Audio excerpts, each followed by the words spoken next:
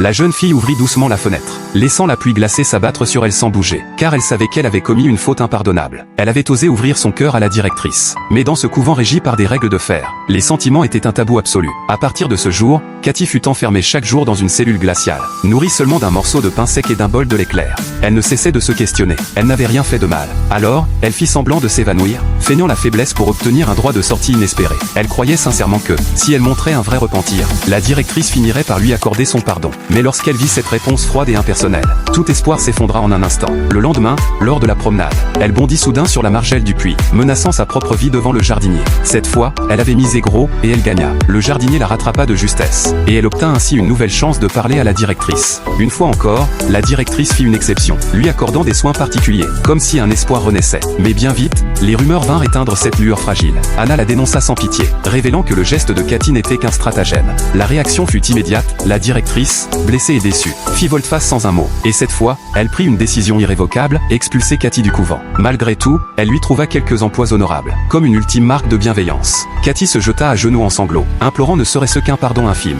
Mais la directrice resta de marbre, insensible. Devant tant d'indifférence, Cathy entr'ouvrit lentement les lèvres, et laissa s'échapper un son étouffé mais familier, le même qu'elle avait entendu cette fameuse nuit, venant de la directrice. Elle voulut se servir de ce souvenir secret comme d'une arme, espérant faire pression sur elle. Mais la directrice ne se retourna pas. Elle quitta simplement la pièce, sans un mot. À cet instant, le cœur de Cathy sombra dans le néant, et un plan terrible naquit doucement dans son esprit.